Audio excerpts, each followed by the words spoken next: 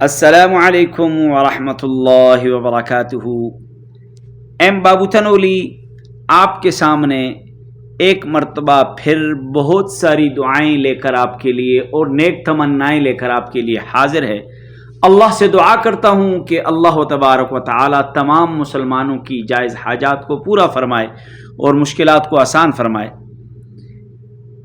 آپ کے لیے روزانہ ایک بڑا اہم اور ضروری مسئلہ میں لے کر حاضر ہوتا ہوں، اور میں جس کتاب میں سے یہ مسائل دیکھتا ہوں آپ کو بتاتا چلوں، وہ کتاب ہے مولانا یوسف لدھیانوی شہید رحمۃ اللہ علیہ کی کتاب آپ کے مسائل اور ان کا حل، تاکہ آپ کو یہ یقین کامل ہو کہ یہ مسائل ویسے ہی نہیں بیان کی جاتے، ان کے لیے باقاعدہ مطالعہ کیا جاتا ہے، دیکھا جاتا ہے۔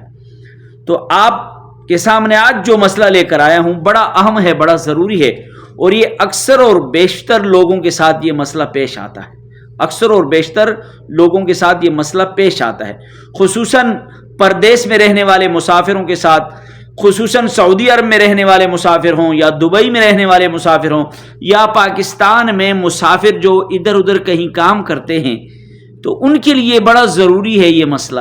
اس کو مسئلے کو آپ کو جاننا چاہیے، آپ کو سیکھنا چاہیے۔ مسئلہ یہ ہے کہ آیا آپ ایسے کپڑے پہن کر نماز کے لیے جا سکتے ہیں کہ جو کپڑے آپ پہن کر کسی مجلس میں نہ جا سکتے ہوں؟ ایسے کپڑے پہن کر نماز کے لیے جا سکتے ہیں جو کپڑے پہن کر آپ کسی مجلس میں کسی محفل میں نہ جا سکتے ہوں؟ یہ بڑا اہم مسئلہ ہے، تو اس کو سن لیجئے۔ صفحہ نمبر جلد نمبر 3 اور صفحہ نمبر 19 پہ لکھا ہے کہ ایسے کپڑے کہ جن کپڑوں کو پہن کر آپ کسی مجلس میں نہیں جا سکتے، ایسے کپڑوں سے نماز پڑھنا نماز مکروہ ہے۔